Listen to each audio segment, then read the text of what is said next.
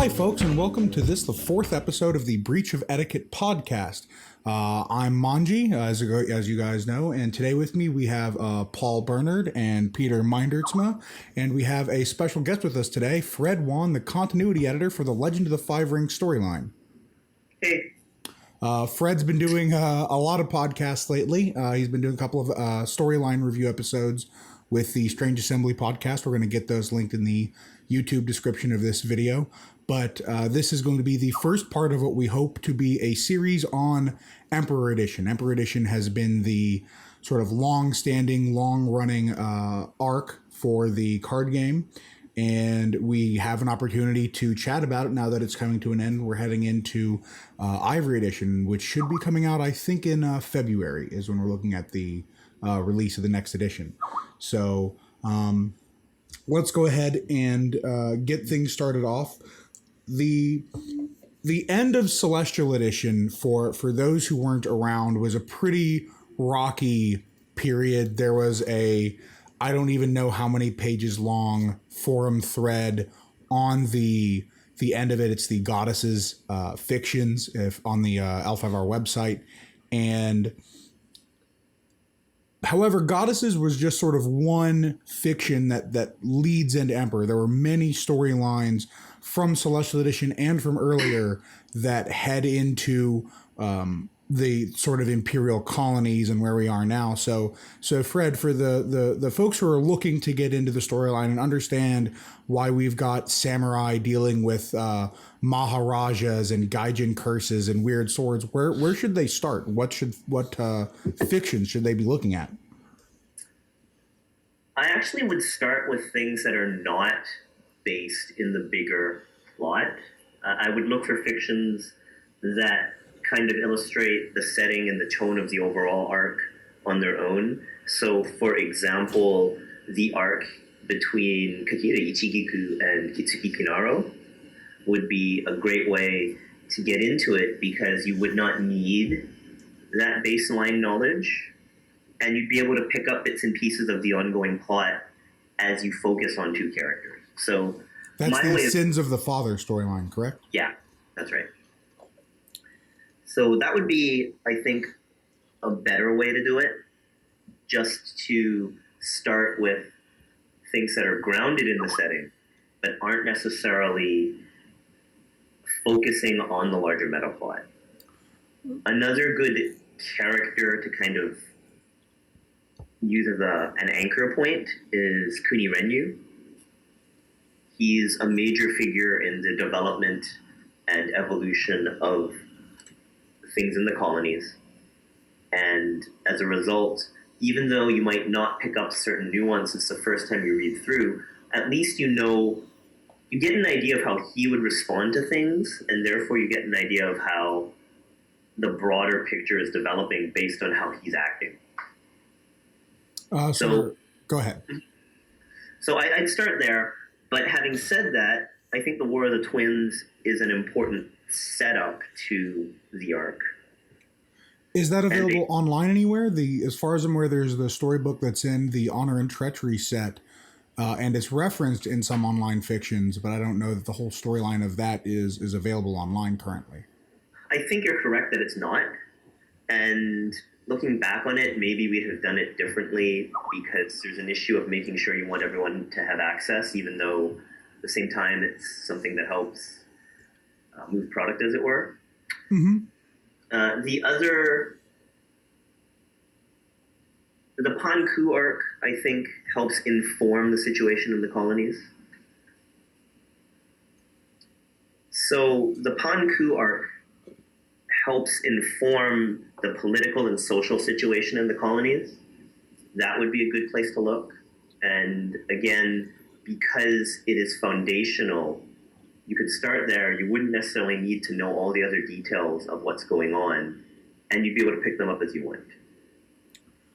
So let's say they get sort of familiar with that. I know that for me, the Ivory Kingdoms were first established, or the first time that I read anything about them was the Legend of the Burning Sands source book. Are there any other sort of older fictions or things like that have tied into the Emperor Edition arc? there are. The easiest way to look those up, rather than listing fictions or arcs, would be to try to search for Legolas, because he is one of the major figures in the Ivory Kingdom's forces.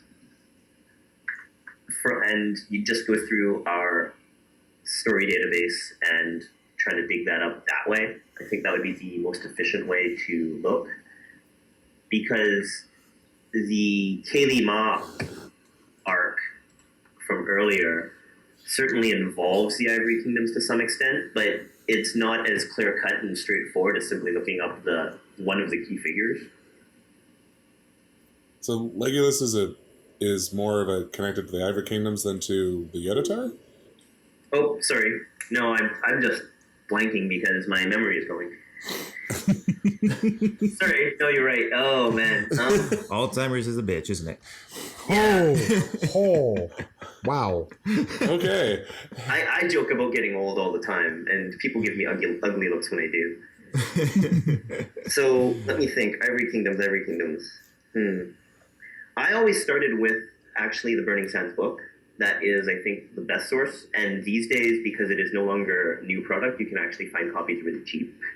You can also find it on drivethroughrpg.com. Yeah, and it doesn't cost that much, so... Shameless plug. Go! Well, a lot of folks actually think that LBS is a better RPG than L5R as a system. I didn't know it was a different system. It is and it isn't. I have the book, and I've gone through it, and it sounds sort of interesting. I'd actually, partially want to run one if I wasn't crazy busy sometimes. But I would make a Yoda tie so hard you don't even understand. Yeah. There are a lot of fans of the LBS setting and the original CCG mechanics and so on and so forth. It was one of the reasons we used that as the baseline for R9E. Or Romance of the Nine Empires. Yeah. A question that I would have is from my own personal experience of I started when I started hanging out with Manji after when I was no longer working for various people. I was given a box that had the little insert, and that was how I was finding the story. So coming from the Gampuku edition or even the normal edition, the boxes where you have the small short story that sort of glorifies your clan, where would you go from there? Because I kind of got lost. I feel like the best way to get into a clan generally, or even an arc generally, is to find the clan forum, introduce yourself, and say, hey, what do you think I should read? Because it will tell you what the players who are involved and passionate about that clan think are highlights of that clan. I would not necessarily assume that that's how every other player sees your clan. In fact, I would say, that's a grain of salt, and that's a separate issue to get into down the line. But L5R is very much about how the players feel and how they relate to their clans. And I feel the best way to do that is actually immerse yourself with other people who share the hobby, are interested in the same clan. Because my vantage is different from the player vantage.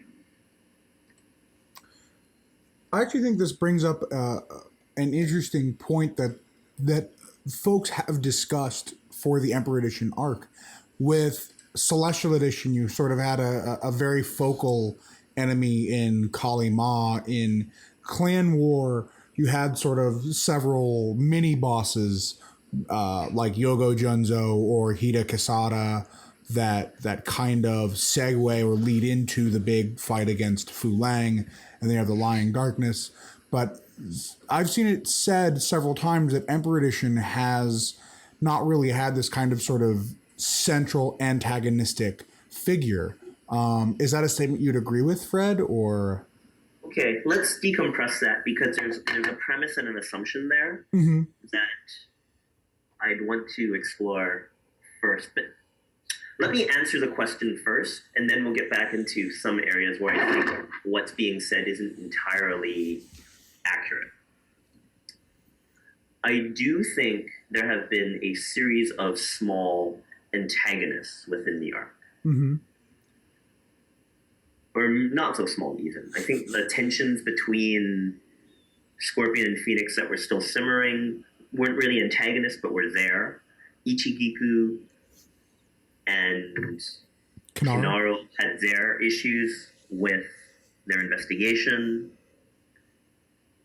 Renyu and Noburo are definitely rivals, and so on and so forth. So I do think there have been. I don't think they've achieved that kind of iconic status that's a bit ephemeral, but you can always recognize it when it's there, at least in terms of rivalries. But when you go back to Clan War, I would actually argue for the most part, there were not that mini-boss feeling that you describe until years later after the fact, when Rich and Sean wrote Time of the Void, the book, the RPG book. I see. Because I was playing during that time. And because of the general lack of fictions and the dearth of information, for example, no one really clued into the fact that Kisada was going to march on the capital and try to kill the emperor until he got Fu Lang's sword in his belly. So you kind of skip that whole notion of him as a primary antagonist. Unless you're a Crane, because for the first part of the arc, the crab are burning Crane Castle. In fact, the Imperial arc was not very kind to the Crane on a material basis, because other clans took turn burning Crane Castle. It's okay, they're Crane, they can take it. They have a lot of money, right? Right? And don't get me wrong, They did. They did. There was a great climax to it with Hochuri dueling the false Hochuri and turning the tide of everything. But during that arc, there are actually very few mini antagonists where I would say the analogy of mini bosses applies. Well, I was kind of using that as a shorthand, but it. Yeah, I wouldn't really consider Yeah. Yogo Junzo a mini boss or anything like that. Well, compared to Fu Lang, pretty much everybody's a mini boss, right? But So if you look at it in a little more detail, for example, there is very little fiction time involving Junzo. Mm-hmm. Junzo's most prominent on-camera appearance is when he gets trampled by Hachiman, which is the name of Komoko's horse. Yes. Other than that, it's just Yogo Junzo's horde, and Junzo himself was a terrible card.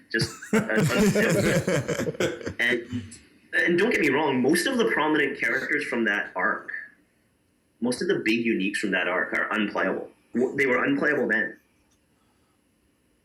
And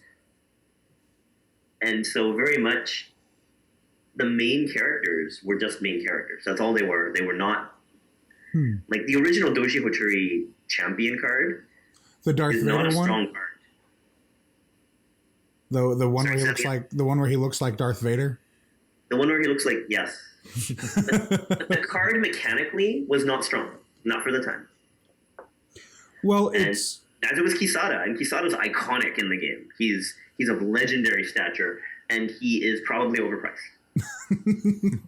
well, this is, I think, a great topic we could bring up when we have a discussion with Brian Reese, hopefully on a later episode. But I kind of want to focus us back in on this idea of several protagonists or several antagonists, because Clan War actually does have several. Kachiko is, for I believe, for a very large part of it, not really even vaguely heroic. Very much a scheming mastermind kind of villain. I think you have Yogo Junzo and Fu Lang. You have Quesada. So you have several villains before we get into this big Day of Thunder fight. And I would think that's somewhat comparable to the situation that we've had in Emperor Edition, where we start with the Dark Naga, but then we go into these tensions between the sort of mainland or the Imperial Legion under Shinjo Kinto and Otomo Suikihime, and Suikihime's whole representation as being kind of either crazy or sort of making everyone think she's crazy. while manipulating everything because she's a high status Otomo, so she gets to do that. Yep. And then we have Renyu kind of not really handling the colony situation well into this kind of more recently the Legolas battle, and now we have and I don't think this fiction has resolved yet the issue with the Crystal Wind Ashalan, who's I guess attacking now, to say nothing of Panku. Right. I guess it's been my feeling over the course of the arc that you bring up Panku as kind of a major antagonist, but prior to the build up to Gen Con and the Coils of Madness set, going back and reading the older fictions from earlier in the arc, I don't really get a sense that Panku is going to be a thing or is really even involved up until we have those sort of lead-in fictions for Coils and then the event descriptions for Gen Con. So the Panku arc, or the Madness arc, probably could have been foreshadowed better. I think that's a fair comment. I think we had left hints, but it's always a back and forth about how subtle, how explicitly to make anything. And unfortunately for us, the proof is when people respond. So we can be like, yeah, we think there is enough there that it is sufficient, that there is enough of a feeling of a lead-in that it doesn't feel abrupt. But if people don't respond to it that way, then I think there's a good argument to be made that no, you haven't succeeded. I mean, what's stuck in my head for foreshadowing of Panku is one of the Kote stories for Isawa Shinsuko, where she's really, really super wounded, but she's also, it sounds like her brain's in disconnect, which is why I was like, oh, okay, maybe there's some madness or something. But I don't know whether that's actually connected or not. And it was intended that way. But in order to not be too beat you over the head with a hammer about it, we tried to use a light touch. But the downside of that is, like I said, a light touch is good and all, but at the end of the day, if people feel like you pulled it out of nowhere, then it doesn't matter. Then it doesn't matter whether you have sufficiently foreshadowed or not. If people, as fans and readers, feel that you haven't, then even if you objectively have, that narrative engagement function to some extent has not been discharged. Yeah, I understand what you're saying.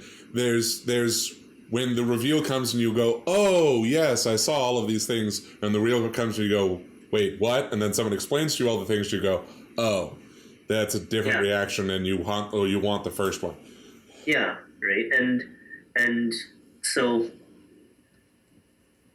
it's funny when we're plotting arcs and prepping fictions, I've kind of got I consciously try to have two perspectives in the back of my mind. One is see objectively, if someone has been following everything and thinking carefully about everything, what would he or she say? The other is, okay, this is someone who maybe skims a fiction now and again, doesn't follow them all the time. What would he or she say? And you simultaneously are supposed to be catering to both. It's a challenge, and one that I have admitted on more than one occasion, to more than one podcast, is one that we don't always do as well as we'd like. Not because we're necessarily doing a bad job, but simply because that's our function. Yeah, you can't please everybody all the time. But you can try, and you will be disappointed, but you should try anyways. It was actually, I was doing a read through of the Emperor Edition fictions, and for our readers, you can actually go to the L5R website, and if you select the story tab, you can actually, there's now a place where all the weekly fictions have been sort of organized and put into one place. So it's really handy for sort of reading everything and getting an idea of what happened here. And it's interesting to me that the arcs and the characters that have at least in my view, had the most buy-in from the players are not the ones that the tournaments have been centered around. For example, the Ichigiku Kanaro fiction or the I'm totally blanking. There we go. Shike, Miyamoto Shike, Moto Nalish fictions. I saw a massive amount of investment from players in the Dragon and Unicorn over those fictions, with, of course, the camps being nicely divided into the you broke Nalish, we're going to break you camp, and the Dragoner Sweet, get off of our mountains camp. And but when I look, ever after camp, yeah, yeah, oh yeah, and there's the like, why can't we all just get along camp? And they have the That never works. Come well, on now. they kind of got what they want. There's now crazy egg versions of Shike and Nalish living happily in the colonies somewhere. I'm sure that's not going to be a thing. Not at all. No. There's so many different ways we can take that, and if I want to, I can just never touch it for 5 real life years and then have their kids show up. There's just so many things we can do with it. It is quite amusing. It was actually people want to know, but then they realize if nothing happens to them, then all sorts of terrible things could happen to other people, which is great, right? It's one of those things where I was really surprised when I saw that result at Gen Con, because here you have 2 card game players who have the buy-in to that storyline to make it, to make it a thing. They had asked me what my thoughts were about that particular arrangement beforehand, and all I did was cackle maniacally and walk away. It was a lot of fun to have, and I mean, one of them is Fred Wan, right? Yeah. And Greg is definitely a dragon player, and he and I chat with each other quite frequently. And yeah, it is fun to have people have that kind of buy-in. And it did take a little bit of a push from players winning events to name those 2 to be A. Mm-hmm. Right? But I personally believe that players just want interesting characters to read about. And whether or not those fates are tied to tournaments is less important than interesting characters, interesting stories. So there is ongoing tension between players wanting their tournament wins to matter and story wanting to be able to just tell interesting stories that players want to read. And the 2 are not, they don't directly contradict each other, but there are challenges catering to the one as opposed to the other. Mm-hmm.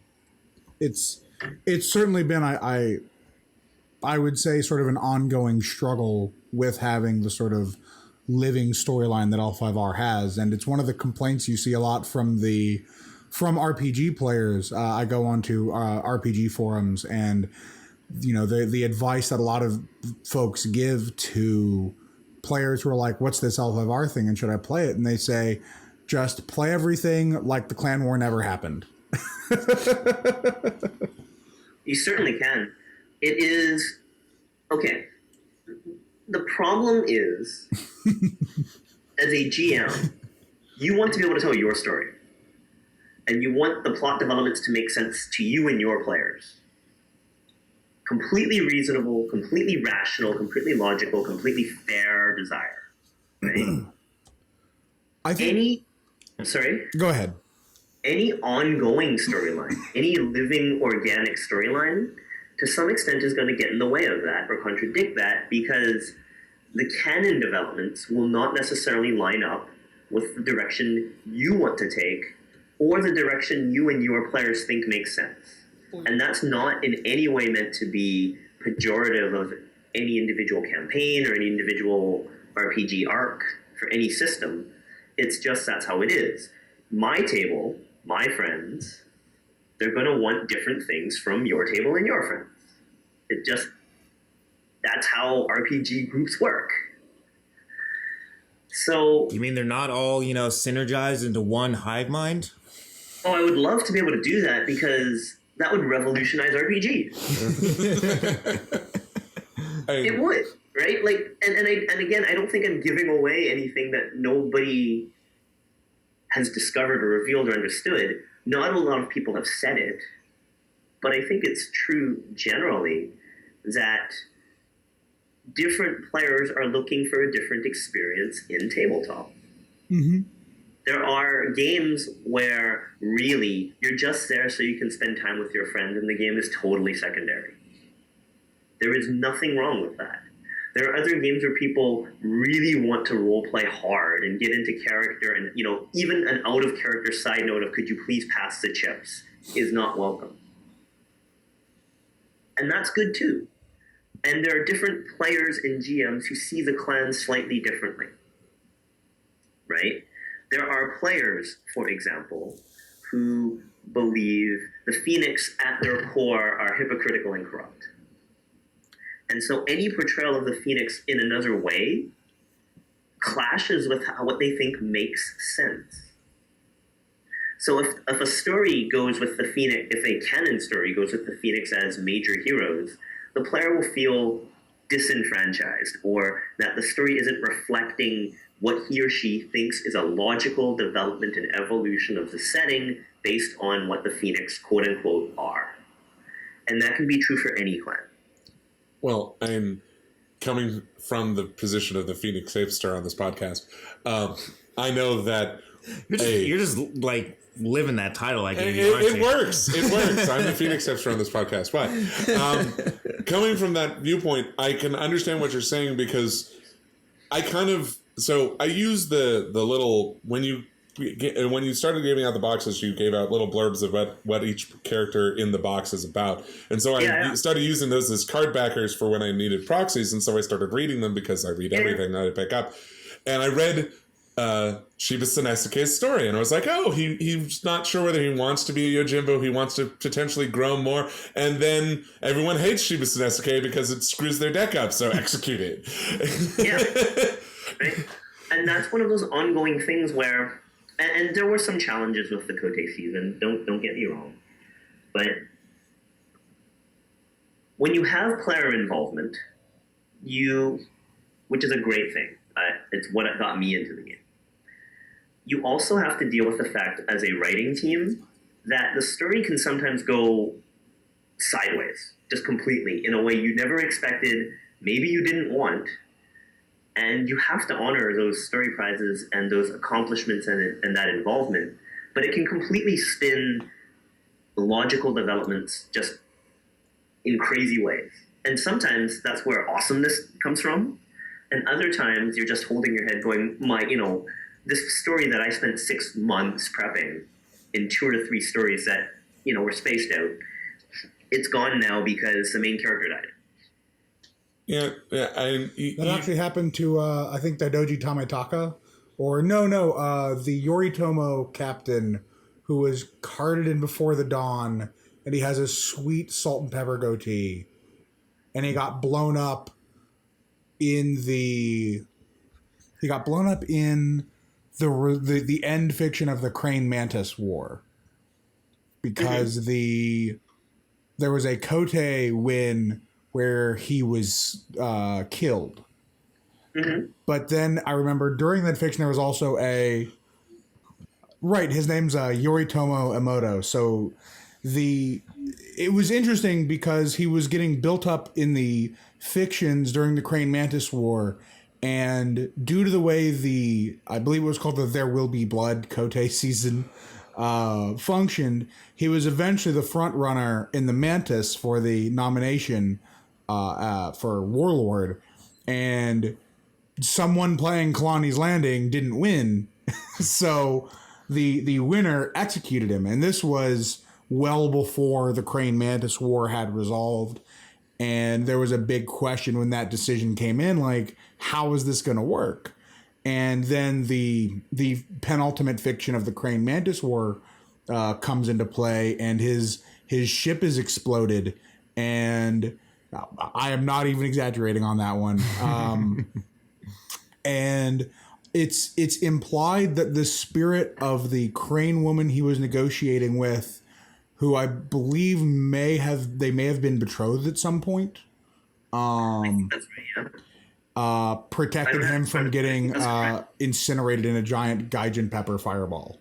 So I know that there were some feelings on how that resolved, but I thought it was actually a pretty good way to handle it because he also hasn't appeared in a fiction since. He's alive, we're pretty sure. I believe so as well. Although again, I reserve the right to say even if he was alive, he died of like communicable disease or something. The hantavirus, whatever it happened. Well, the first thing I can say is a very chipper and offhand remark to fighting games, which is, 10 jacks attacked Heikachi's dojo and exploded, and he survived because he's Heihachi. And so explosions are not necessarily fatal. Having said that, the broader point that we're discussing really is what happens when a player decision changes the course of a story arc. And I think the general rule for L5R, and I think it's a good one, has been great. We'll make it work. Because that's kind of been the history of the game for the most part. There are exceptions, and I think actually if you look back on it, like John Wick was very well regarded, very highly, founding fathers of the setting. But typically if he didn't like it, he just didn't do it. Right? Or he would grief it. So it's somewhat to be to the extent you were discussing this earlier is that you are basically the DM for the entire storyline being played out by this gigantic card game, and in a way, yeah. And you're seeing the same problems, which is like, here, plot key NPC to your plot, and oh dear, he's dead. Crap. Stop rolling initiative. Stop. I liken L5R to one giant RPG campaign that's told collectively. Mm-hmm. And I think there's some validity to that comparison. Right? And that's kind of a solemn trust between the story team and the players. Right? If we disregard something or choose not to use something that has been selected by a player legitimately in a story pick, there had better be a darn good reason. Right? Same way if we're sitting across the table in a session of an RPG, I'm not just going to whimsically cripple or fundamentally alter your character. I'm just not, right? Like it's just not fun. It becomes impossible to buy into the game. And that's true of the setting as a game environment in which players, CCG and RPG, have to operate. That the story, if the point of the story is that it's an interactive story setting, which is what it is, then I have to have that interactivity be meaningful, but I also have to have that story that we're all participating in be meaningful. And that means there are times where, certain decisions don't work, and I have to explain to a player, hey, they don't work, here's why, would you mind picking another? I don't recall offhand a player just saying, no, it's my way or the highway. I just don't recall it. It may have happened. Mm-hmm. And it's not something I would ever want to have happen, though, because, the bottom line is it's supposed to be all of us involved. This actually brings to mind something that I was introduced to in Celestial Edition. For those who aren't aware, sometimes personalities fall through the cracks in a story arc, and what has become, I wouldn't say it's a tradition, but I've heard that it dates back to at least Samurai Edition, is the release of what they call the dead list. And in a lot of cases, these are personalities who have died during the course of an arc, but also you'll find a list of personalities who maybe never appeared in fictions and are now dead. And my first exposure to it in Celestial Edition, I remember I think it happened around the end of Goddesses. It was before Gen Con that year, and it did not make anyone feel any better.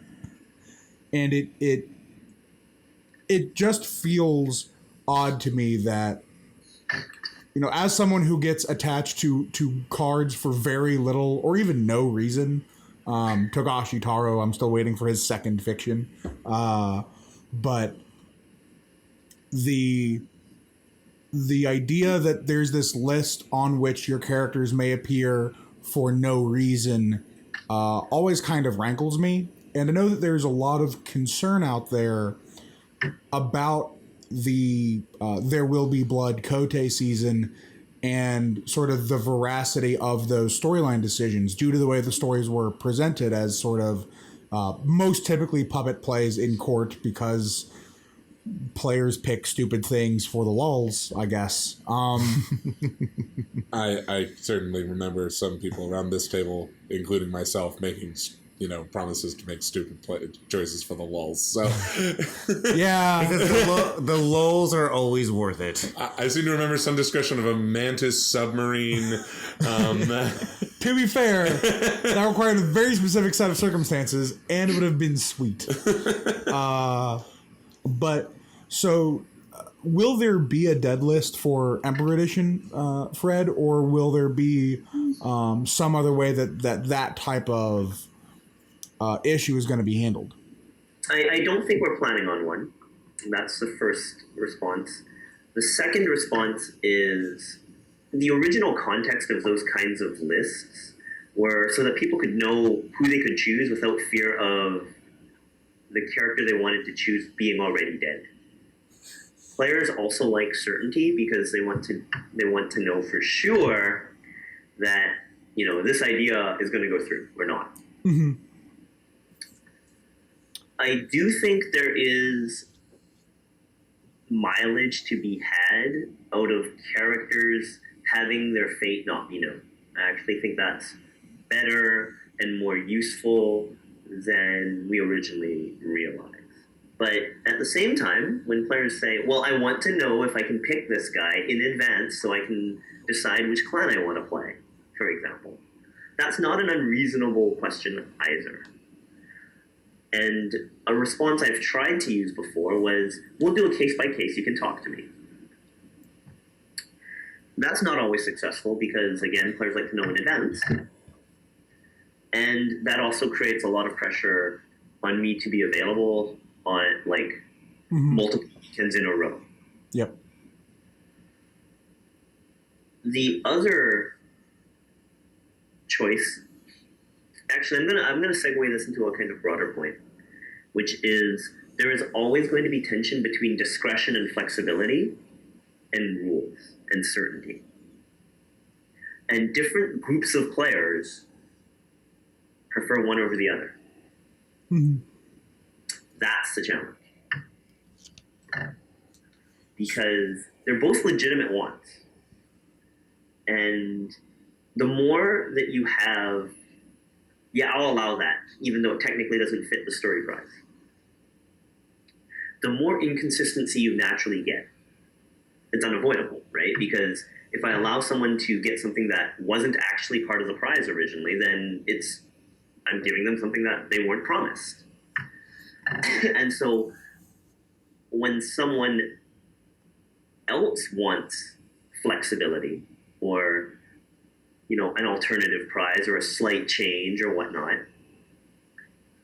and eventually I have to say no to those for whatever reason, then they'll be like, but you let this guy do it. Mm-hmm. And no matter how much I can point to other intervening factors, it's not consistent. But that's the price of flexibility.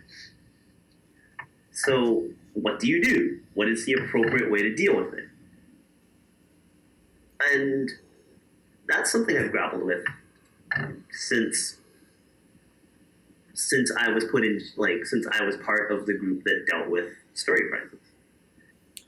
So I don't have a rule. I try to say, here are the principles I apply, and generally I try to be flexible, but I ask that you understand if I say no, that I'm not doing it whimsically or high-handedly. And some players will accept that, and some players don't. So, have there been points in the Emperor Edition arc where you think that there's been a a stumbling, and this is not just to you, Fred, but to everybody in the group. There's obviously parts of the arc where we're sort of disappointed with how something's been handled. I've brought up my big thing, which was the Panku stuff. But are there others? There are, but at this stage, I know that we internally are trying to discuss how to move forward and how to refine the process and how to improve at this time.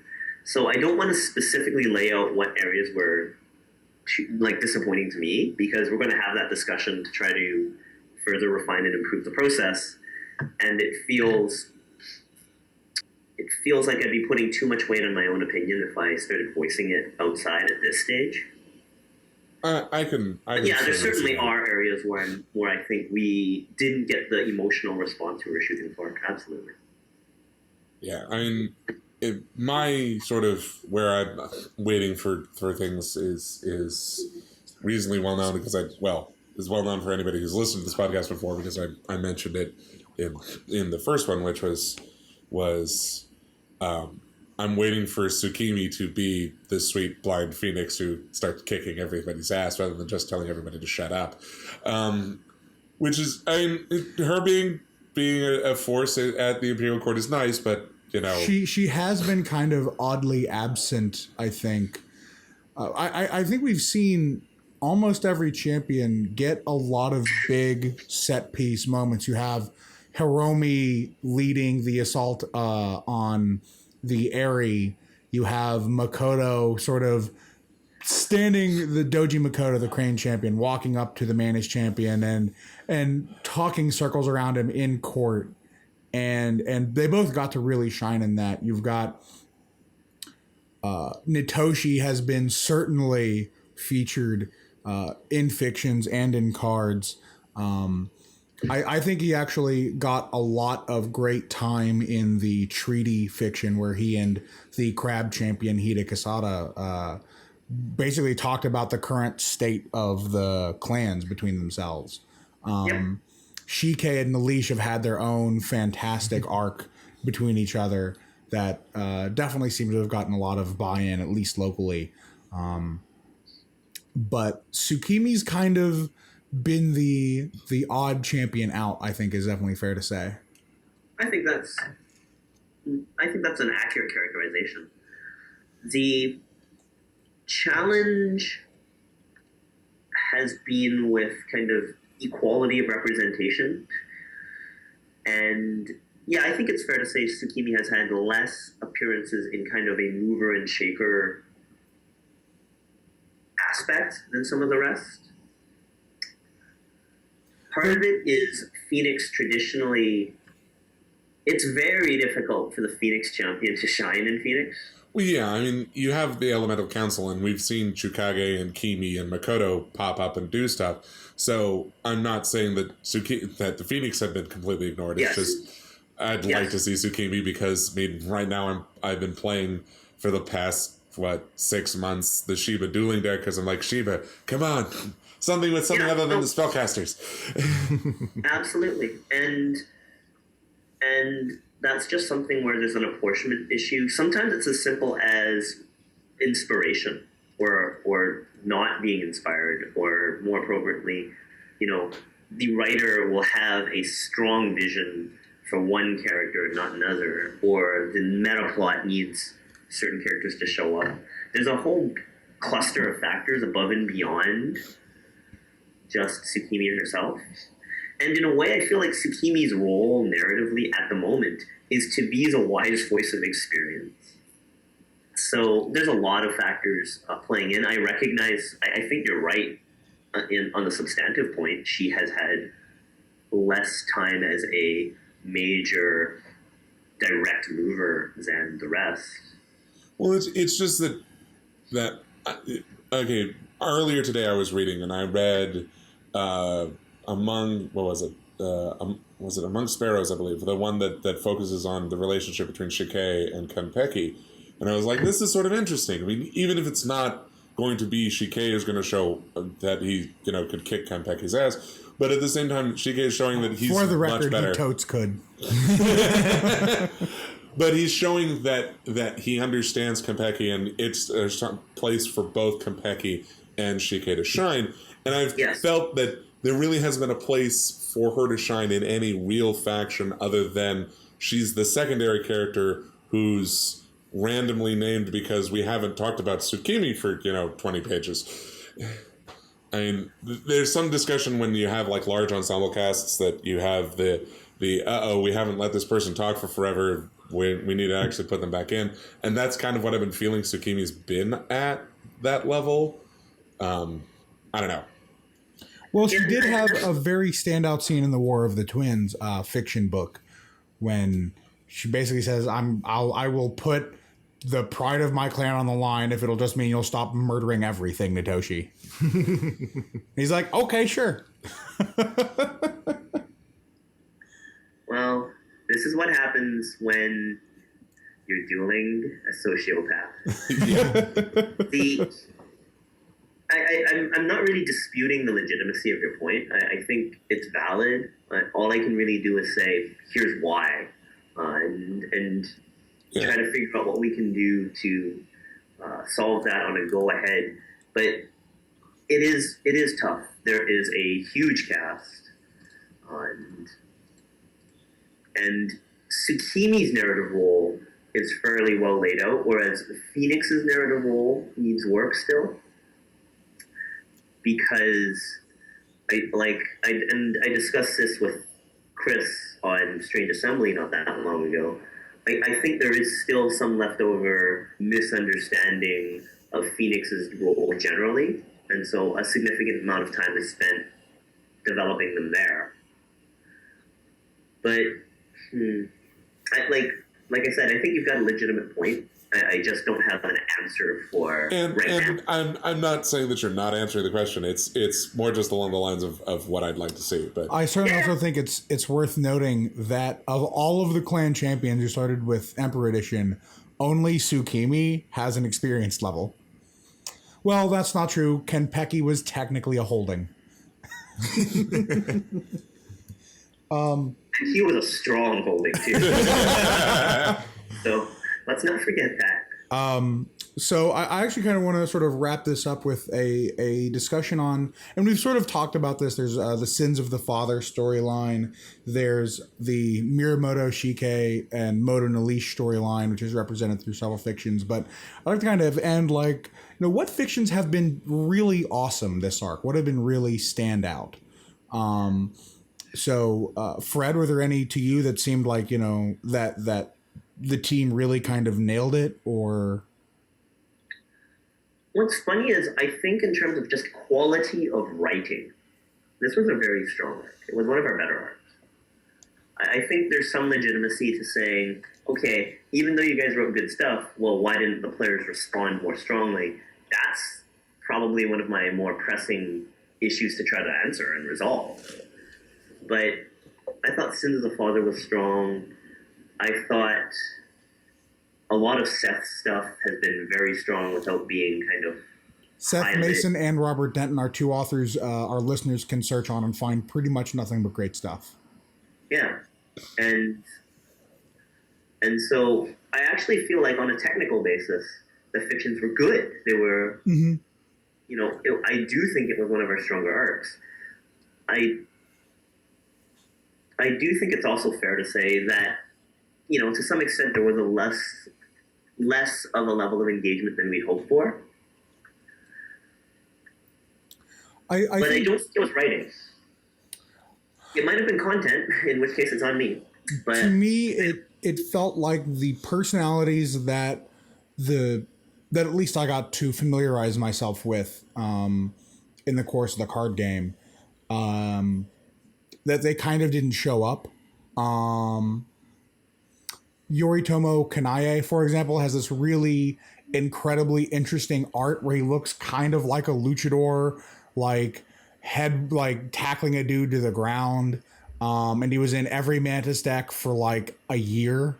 I think from the moment he was printed, he was in every Mantis deck. And then his iris got reversed and he fell to the ground. And while characters like Kitsuki Kanaro, who was an Emperor Edition, but he was a soul of, and ironically, the guy he's the soul of was wildly played in Dragon and Celestial Edition and didn't get a lot of time. But when he comes back in Emperor Edition, he gets a lot of story time, but is not really played in many Dragon decks. Yes, and that's just environment shift, right? And well, it's certainly part of that, but I would argue, at least from my perspective, that the guys who I saw comprising a lot of decks would only get mentioned in Kote fictions where someone won with them. And with the nature of the Kote fictions, by and large, of this arc, that was more often than not lethal. Yes. There were a variety of issues arising out of Kote season. That being said, I was a huge fan of the Age of Exploration Kote season. I thought my favorite. This is from, I think it was a Scenes of the Empire where they were talking about the Age of Exploration. It might have been one of the Age fictions where a random Lion Scout finds the heir to Shinsei and has no idea what to do. Is completely perplexed at finding a random monk out in the Ivory Kingdoms who does not seem to acquiesce to the lion conquering much of anything. Yeah. The issue of if a card sees a lot of play, should that therefore mean a lot of story time, is also an ongoing one. Because the issue is just iconicism, and and whatever magically comes together to coalesce into a popular personality, be it strong card or just one fiction where the character is an off character that everyone gravitates towards or whatnot. When it happens, we need to recognize it, but I wouldn't be able to articulate for you whether, for example, we should focus more on giving strong cards more story time or consciously not doing that. It's just, go ahead. From my viewpoint, each has its own different way of hitting the top. I mean, for example, what I wanted to give was a shout out to Nancy Sauer for writing the TSE fiction with Agasha Kuro, who, as in fiction, was awesome. Just as like walking around going, "Hey, lion, so we're actually like trying to help. What's your problem?" And making the lions looking like whiny bitches, and which is hilarious. And I just loved it. And then I picked up the card and went, I can't use this card. Yeah. But I know that there are other cards I've heard, but I can't remember the names off the top of my head, where they had almost, Togashi Taro, which was Manji's card. He's got the sweet fit. I was looking for the other direction, which is sweet fiction, but not a sweet card, but not necessarily sweet fiction. So I guess the Mantis have a couple. It's like, it's one of those weird things. Okay, talking about Nancy's work, let's look at Poku. Right? Basic Poku was a goblin and saw play because he was a goblin that was good in goblin decks. Then Nancy got her hands on him and wrote his story. That's when he became a mega superstar. And I don't think anyone can disagree with me on this and be correct. Poku's entire legacy, because Pokupo is in the game now, is directly attributable to the fact that Nancy wrote this amazing fiction. A member of the design team, was like, wow, this is really cool. We're going to make an experience on Poku based on Nancy's characterization of him. And that was one of the best designed cards in terms of the card reflecting previous story happenings, right? Like, Poku Experienced is one of the highlights from my perspective of cards reflecting characters, right? And, first battle action, steal something, period. Second action, fear battle, send yourself home. is just so vividly representative of the Poku we saw in Nancy's fiction, right?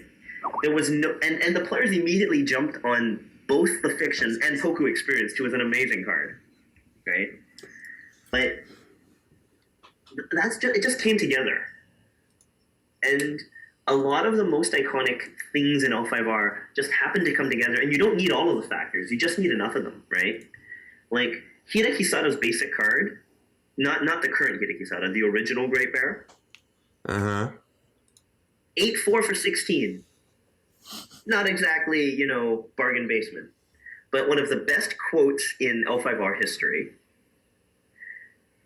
Fantastic art. Paints a very vivid picture of himself. And then between the RPG development, what happens to him, and how he soldiers through it and so on, becomes an iconic character. That's something I'm always on the lookout for. But at the same time, it's very hard to create.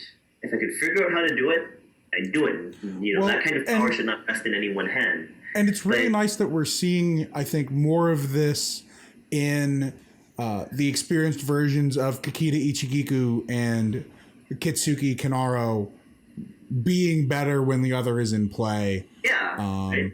And you have the Shosuro Kamayoi and Yasuki Tono romance angle that was introduced. As far as I'm aware, the first time it shows up was in cards. And then I think there was a fiction and then a tournament that got to decide what players wanted to do with it. I thought that was really nifty. There's always a desire to let players have that happen. I do feel, and this is not a reason not to do it, it's just an observation, that players are more inclined to try to give people happy endings than the setting is, which is fine. Which is fine, actually. But it means that, for example, these days, if I give you a choice between, do they get married or not, it's not going to be do they get married or not. It's do they get married or do their clans successfully stop their war. Right? Because the setting, in order for those happy endings to be significant, they can't be common. Mm-hmm.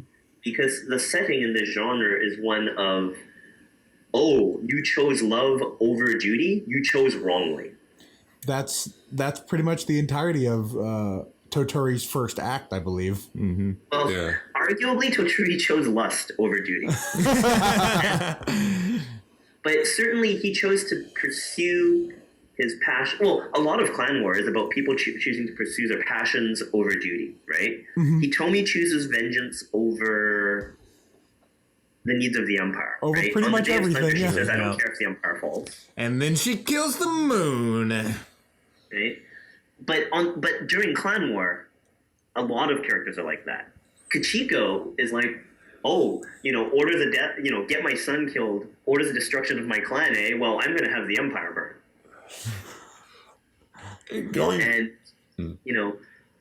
And while Toturi's bit with Hatsuko, is it Hatsuko? Yes, Hatsuko. Hatsuko is before clan war proper. It certainly is a necessary preface to it, right? It's what the Scorpion counted on in order to get him out of the way so they could have their coup. So this actually brings to mind Ronin, and Ronin did not get. For those who don't know, I'm a huge to Barre Wrestling Channel. I'm a huge mark for Ronin, and though Ronin did not get a whole lot of story time this arc, eminently understandable because they didn't really do a whole lot this arc. At the start of the arc, they had a fiction called Masatane, which was about a Ronin duelist, and it was, to me, one of the best fictions I've read in 3 years. It was incredible. I feel like there's a lot of fictions from this arc that are going to be sleeper fictions that people will eventually go back to and say, hey, you want to learn about the setting, not the meta plot, but the setting, how the people relate to each other. Here are a bunch of fictions from this arc that tell you about the setting. I think that will... I can definitely agree with that. Yeah, with fictions like Kanchi, which was phenomenal. But Kanshi is exactly the kind of fiction that doesn't draw a lot of ongoing, hey, I want to win a story prize for this guy, for obvious reasons. Right? But there are fictions that I think were very good. They're just the kind of fictions that you have to sit and reflect over rather than, high-five each other over. I will say there were some high fives over the Sparrow's Fate fictions. That was ridiculously awesome, and I'm somewhat sad we don't get like a Sparrow Stronghold in Ivory Edition to reflect their new totally being a rock and minor clan status instead of part of the Spider. Because I remember when that change happened in Celestial Edition. Yeah, the Sparrow clan were infiltrated by the Spider and effectively taken over in Celestial Edition. In fact, Kyuden Suzume was a Spider stronghold. Yeah. And one of the better later arc personalities in the Spider was a Sparrow duelist. Yeah. And so there was a tournament at the end of Celestial Edition to determine which would the Sparrow end up sort of becoming a vassal of the Spider, or would the Spider's infiltration of the Sparrow be exposed? Yes. And what I believe it was a Mantis that won it. Yes. And that led to a Moshi priestess who was it wasn't Tomiko.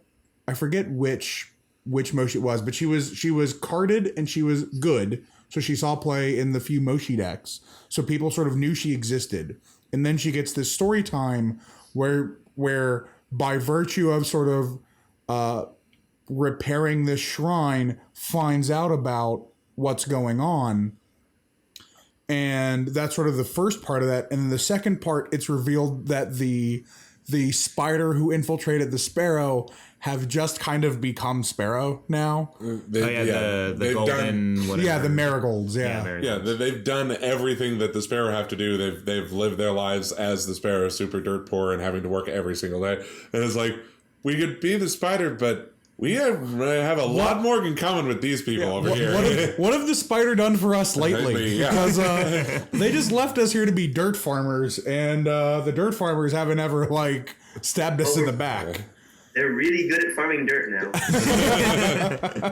And Robert and I had been talking about how we wanted to end that from the moment the infiltration was written, I think. And I believe he was involved in the original. That fiction was one of the standouts of Celestial Edition. It was incredibly tragic and horrifying. And I don't know if it was a Halloween fiction or not, actually, now that I think about it. Regardless, if you can hunt it down, read it. It's amazing. What is it called? But certainly, I have no idea. he and I were... Fred, what's that fiction called? Dude, fiction titles are normally put on after I'm done with them. So there are times where I'm like, tell me what happened. Don't give me the name because it has no meaning. One of the things we wanted to make sure was, okay, there is no way that this ends well for the Sparrow in the sense of they win. Why? Because there is no glory in being infiltrated by the Spider. Right? Even if you are no longer infiltrated by the Spider, it was never a good thing. But at the same time, it's supposed to be a Mantis win. And at the same time, how do we deal with the Spider who have some investment in this now, right, as players?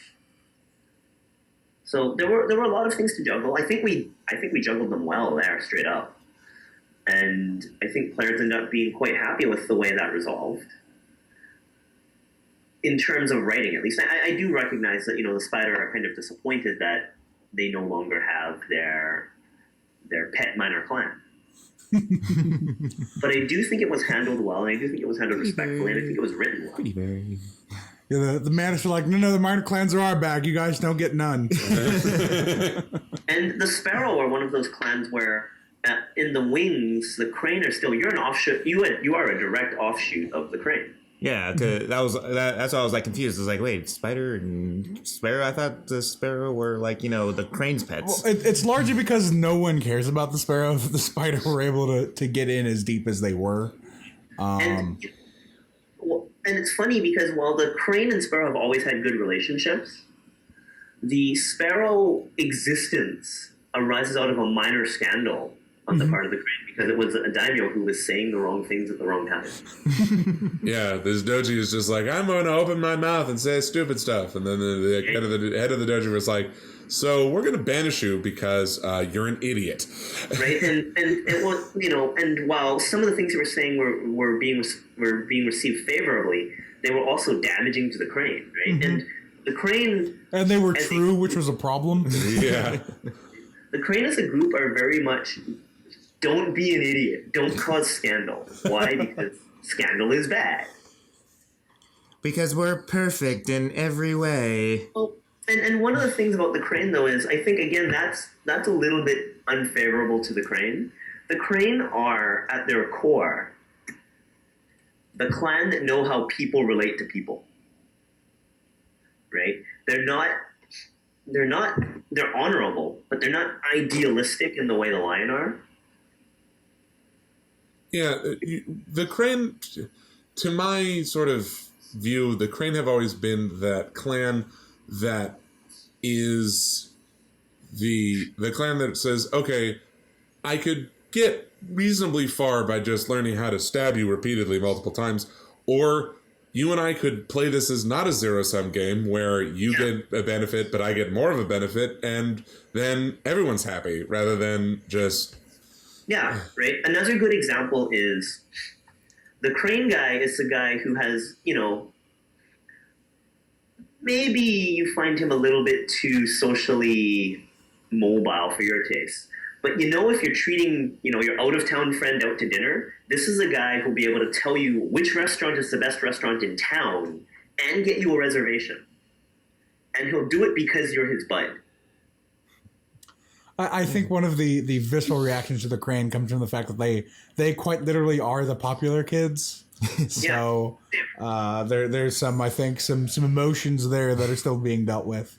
So I wanted to go ahead and sort of... before you go into the whole trying to wrap stuff up, I do still have stuff from... Well, I want to sort of... I know that you still have questions, and we're going to be moving into that. Okay. It sounds like you're about to wrap stuff No, up. So no. Jesus. Anyway. So... But I did want to sort of bring to a close our kind of retrospective here on Emperor with kind of, what do we think of how the arc's gone? I mean, I can say that I started with Celestial Edition, and Celestial Edition had several fictions that caused people to quit the game. Mm-hmm. Emperor Edition had none of those fictions. And... though I do feel certain things were not handled well, they were still better than a lot of the things that went wrong in the first arc that I've played in. Sure. And on the whole, I massively enjoyed almost every fiction that came out. I really got a sense to know who these Emperor Edition characters are, and that was really important to me coming from Celestial Edition, which seemed very focused on characters from Samurai and Lotus, and very little on the characters who showed up in Celestial Edition. Right. And that was one of the reasons the list of the no longer living was put out. Yeah. To try to provide closure on characters that we weren't going to go back to.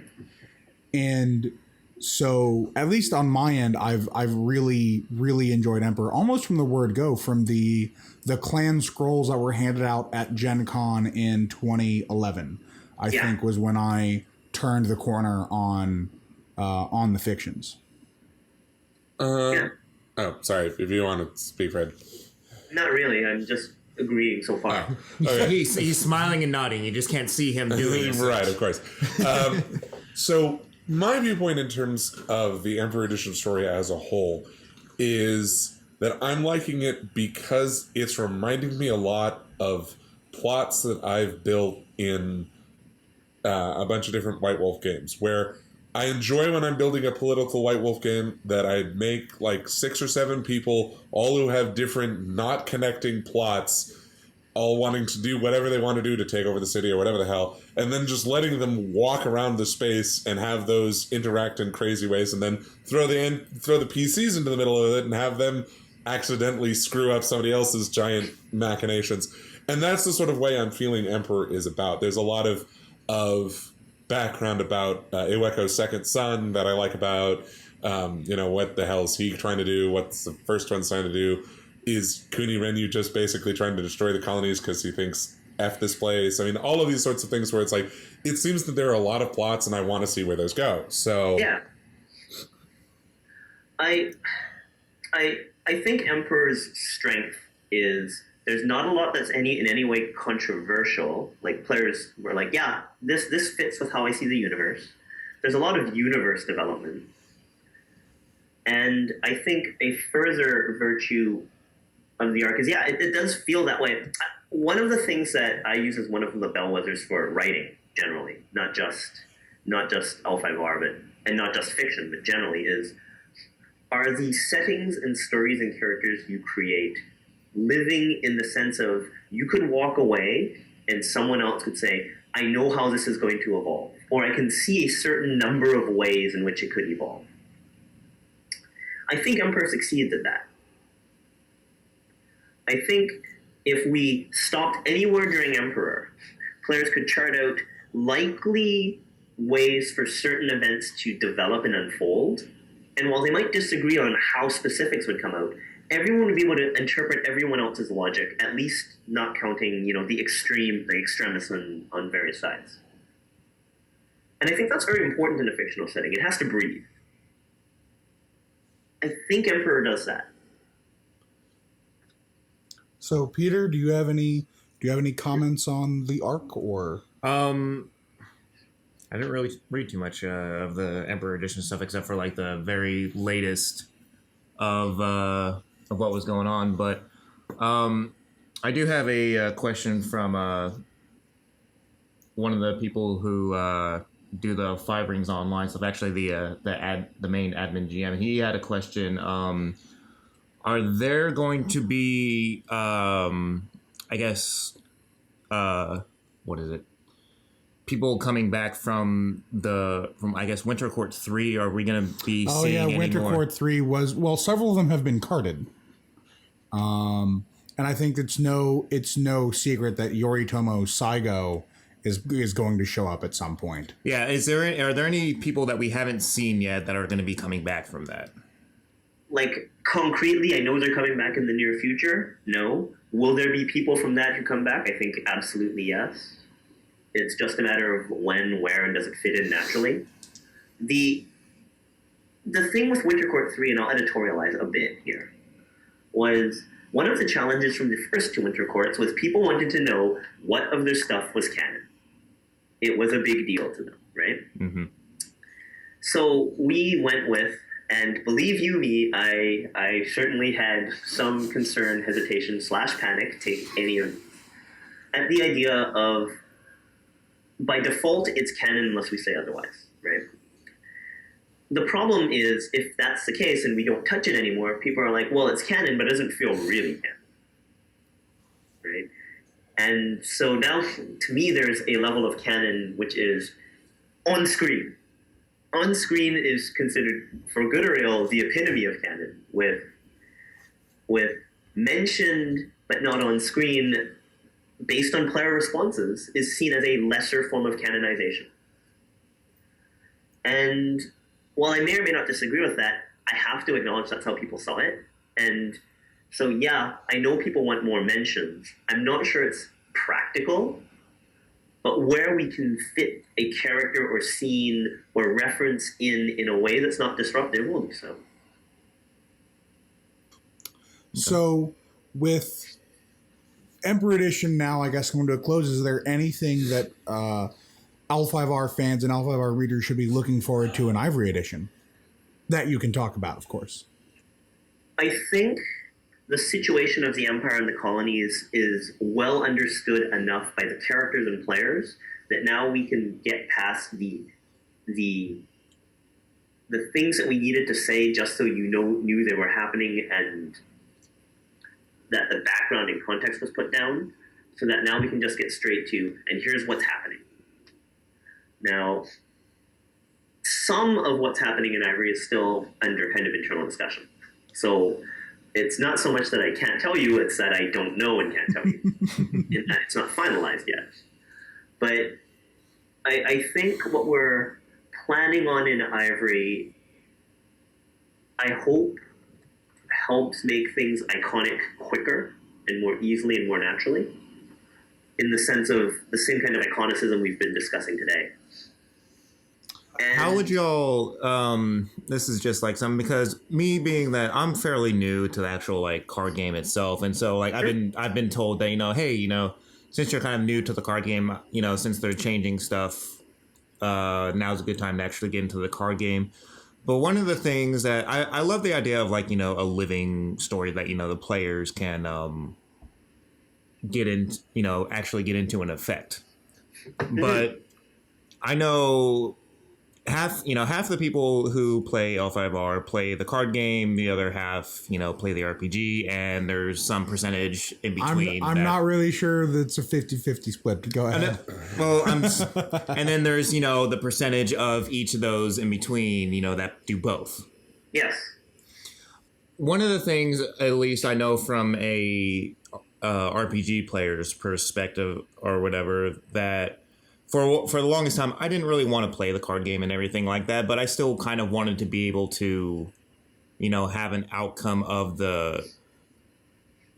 be able to actually do something with the storyline, not just kind of like be on a rail of like, oh, okay, well, this is what happened in all this stuff or whatever. And it's just one of those things that you have the Heroes of Rokugan people, they do all their module stuff and everything like that. Granted, it's based on canon that's already happened more or less, and deviates as players do whatever. But Yes. I think was it Douglas or whatever that said that at one point early on that the story was actually affected by the RPG. There were RPG sessions at Gen Con. There were LARPs. The way I've heard it, and Fred, you can correct me if I'm wrong, but John Wick would participate as a character in these LARPs. I was not at Gen Cons when this happened. There are a variety of stories. I believe I know more or less what the sum total of the truth, as it were, is. But it's more complicated than is worth getting into in a podcast unless you have 4 hours. Well, my overall question on this is like, with the new, art coming in and everything like that, y'all are changing the playstyle of the card game, or at least in your opinion, would you think that y'all would ever consider of actually having RPG influence again on the actual storyline, so that the other percentage of people that don't play the card game can actually feel like they have some kind of more investment in it? Oh, absolutely. Now, but I want to unpack it and examine it in more detail. Right? Yes. Having said that, here are some of the issues that are at play, right? Which is not a reason not to do it. It's just some of the things that make it difficult, or at least not like easy to have RPG influence. Right. The first is, how do you measure merit, quote unquote, right? In the CCG, it's easy in that you can say the person who deserves the prize is the person who won. It's straightforward. It's relatively non-controversial. It doesn't open yourself up to allegations that you're biased in favor of one player or another. Right. So how do you quantify a worthy RPG session, or a worthy player, or a worthy GM? I have some ideas for that, but that's one issue that has to be resolved. Right, but like I'll bring up the Heroes Rokon stuff. They do it. You have all the modules and everything like that, and then they just kind of calculate. It's like, okay, through all these sessions, here's the percentage of what happened. Yeah, At the absolutely. same time, go ahead, Fred. Sorry. And that's definitely one thing that's kind of on the table for consideration, right? It's not the only thing, but it's one thing that would work, right? And certainly, I don't think it's unworkable or anything like that. The second is, how do you structure? And don't get me wrong, there's an RPG from, I think, the late 80s, early 90s called Torg, which did this, right? It's dead now, but it was, I think, John Bungie Wick just said got a it was huge one of grin on his face after that. I've just heard of Torg. I've never actually played it. Oh, okay. I think John Wick cited it as one of his influences in creating L5R. But where you did that, you had modules that people would send in their results for, and it would be run through some computer program, although keep in mind, late 80s, early 90s computer, to see how the storyline as a whole would evolve, right? That can work too. There is some tension between certain members of the CCG community and the RPG community over how much influence each side should have. Yeah. Right? I'm not saying I am preferring one side or the other or that it's a deal breaker. I am narrating what I see as an issue. Right. There are also issues with a number of RPG players have said one of their fundamental issues is they don't like where the story is now. So they're not really invested in influencing the story now. They want to have a say in the story, though. Which is, again, valid. I'm not saying they shouldn't be allowed to have a say in the story because they don't like where it is now. But I have to recognize that some of them aren't, they don't really like the story and the setting. And, you know how Monji said earlier, treat the clan war as having never happened, right? But if you're going to treat the clan war as never having happened, then it's very difficult to integrate you into Ivory. Right.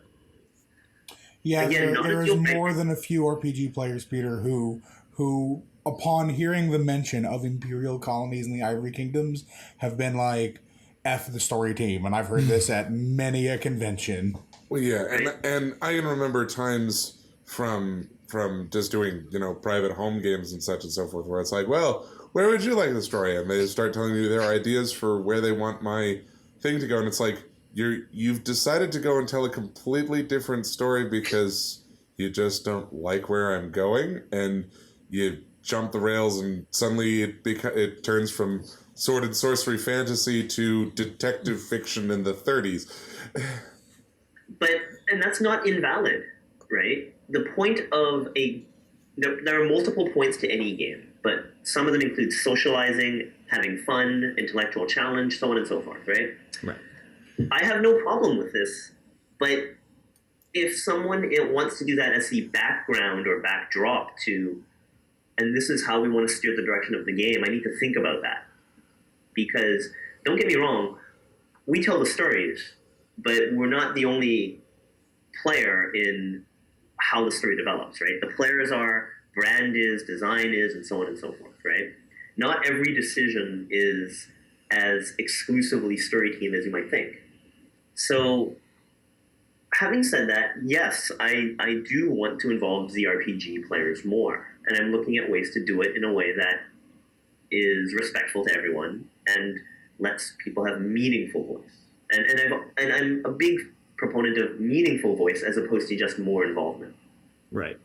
All right. Well, unless we have anything else. All right. Well, thank you very much for joining us, Fred. My pleasure. All right, cool. Well, this has been the 4th episode of Breach of Etiquette, the first part of our Emperor Edition retrospective, and we hope that you guys have enjoyed it. Feel free to come on by and see us again. And Oots. Banzai!